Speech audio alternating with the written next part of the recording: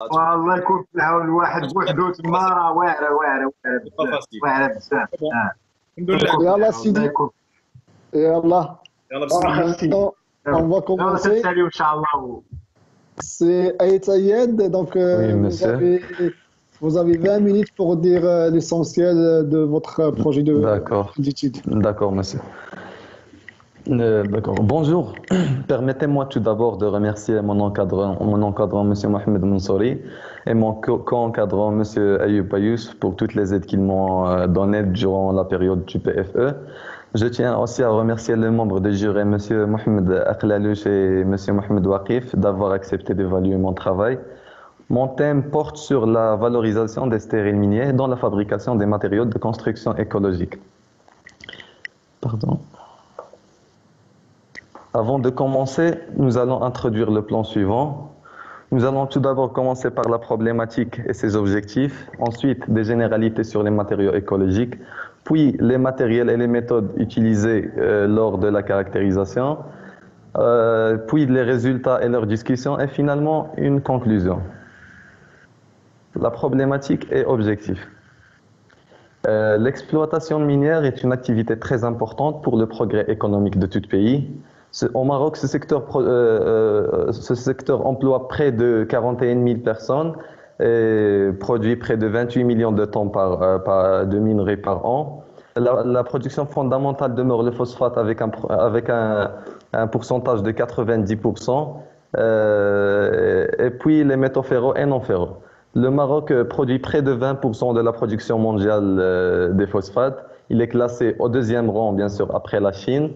En ce qui concerne les réserves, le Maroc est classé au premier rang. Il représente le pays qui possède le plus de réserves avec un pourcentage de 72,4% et une estimation de 50 milliards de tonnes de réserves. Pour bien expliquer la problématique liée à l'exploitation des phosphates, la figure à gauche montre un découpage de la série phosphatée au niveau du bassin Gentor. Chaque étage chronostratigraphique se caractérise par des couches qui sont exploitables, qui sont riches en phosphate, et d'autres d'intercalation qui sont non exploitables. Pour arriver à la couche du phosphate, il faut éliminer les couches d'intercalation sont éliminées et stockées dans des grandes surfaces arables comme des stériles. Parmi ces couches d'intercalation, on peut citer l'argile, le calcaire, les marnes, la dolomite, etc. On peut clairement ici voir la différence entre la couche qui nous intéresse, qui est l'argile rouge, qui est colorée en jaune et qui se caractérise par sa friabilité et son aspect laminé, et les autres couches d'intercalation, par exemple le calcaire qui est coloré en rouge. Les deux figures à droite montrent, la première en haut montre l'exploitation du phosphate, et celle en bas montre les déchets de phosphate ou les sous-produits. Il existe trois types de déchets miniers, les stériles, les résidus, les boues. On est dans le cas des stériles. Ils représentent la partie qui est non commerciale de la roche. Bien sûr, les mines génèrent un énorme volume de déchets. L'accumulation de ces déchets impose un impact négatif sur l'environnement. Cela se manifeste principalement par la modification de la topologie, la perturbation de la végétation et la faune, la dégradation de la couche arable et la pollution de l'eau et de l'air. Pour résoudre ce problème, il faut chercher des moyens efficaces pour valoriser ces sous-produits des mines de phosphate. Pour cela, notre étude consiste à valoriser le sous-produit des mines de phosphate qui est l'élaboration des matériaux de construction écologique et plus précisément celle des briques non cuites. Généralité sur les matériaux de construction écologique. Nous allons commencer par une définition. Les matériaux écologiques sont des matériaux produits à partir des ressources renouvelables dont leur production ne nécessite que peu d'énergie et bien sûr dans le but de réduire l'empreinte écologique ainsi que la quantité des déchets et préserver les ressources naturelles. Les avantages des matériaux de construction écologique, ils sont tout d'abord recyclables, Ils sont de faible impact environnemental, surtout de leur transport, vu que les matériaux de construction écologique ne nécessitent pas trop de transport ni trop d'énergie pour être fabriqués. Ensuite, il assure la qualité de vie des occupants, et cela bien sûr en assurant une qualité d'air, une bonne qualité d'air à l'intérieur. Ainsi qu'ils sont de faible toxicité, bien sûr, s'ils sont extraits des sols qui sont non contaminés. La terre crue. Depuis 10 000 ans, la terre est l'un des principaux matériaux utilisés dans la construction. Plus qu'un tiers des habitants du monde vit dans des habitats de terre. L'utilisation de la terre comme matériau de construction connaît un intérêt croissant dans les pays industrialisés.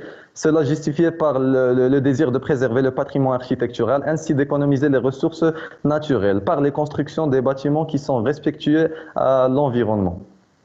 L'un des constructions de la terre crue est la brique de terre compressée. Il représente des éléments de maçonnerie obtenus par compression statique ou dynamique de la terre à l'état humide.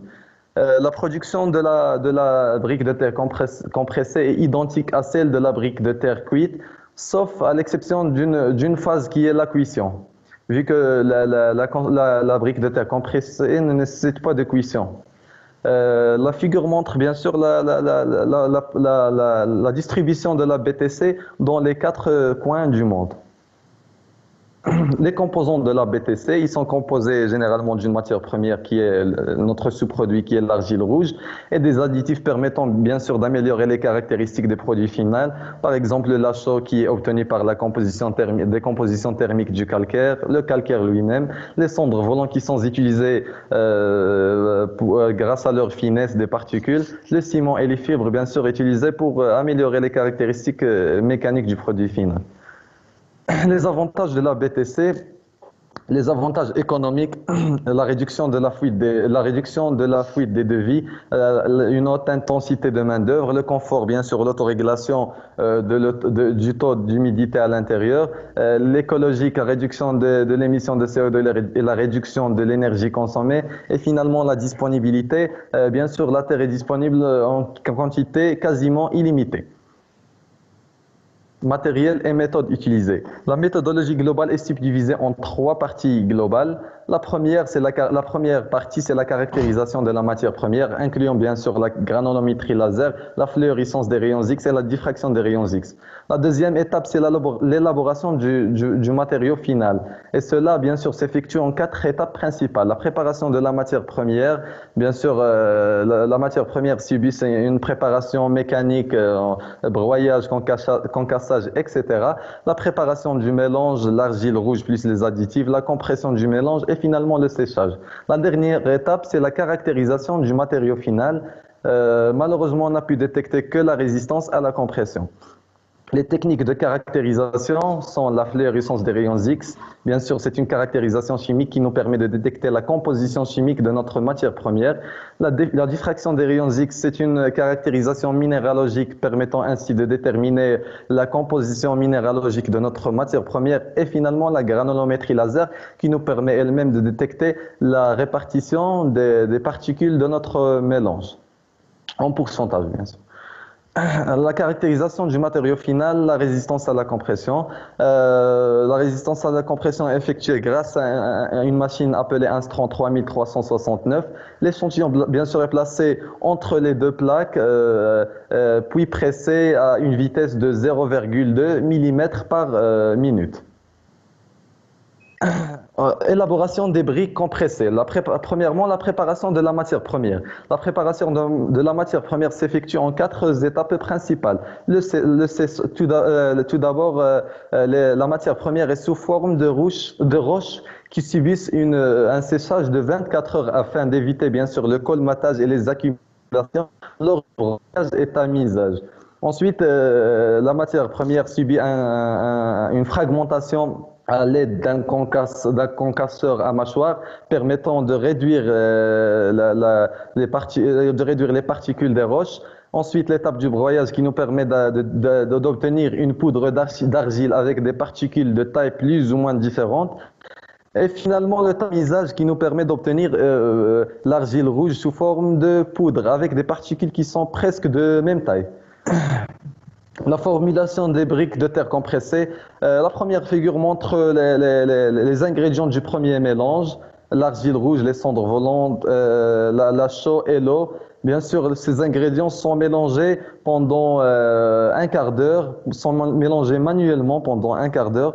Ensuite, on rajoute de l'eau, 17% de masse en eau pour avoir une pâte, pour lier les particules entre eux, bien sûr.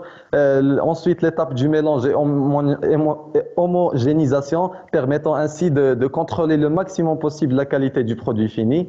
L'étape de compression à l'aide d'une presse hydraulique en appliquant une pression de 10 mégapascales afin d'obtenir des échantillons compressés de même taille, bien sûr de 16 mm de diamètre et 21 mm de hauteur. Après 7 jours de préparation des échantillons, on les met dans l'essai de compression. Les résultats et discussions. La caractérisation de la matière première, l'analyse granulométrique nous a permis de détecter la répartition des particules de notre mélange.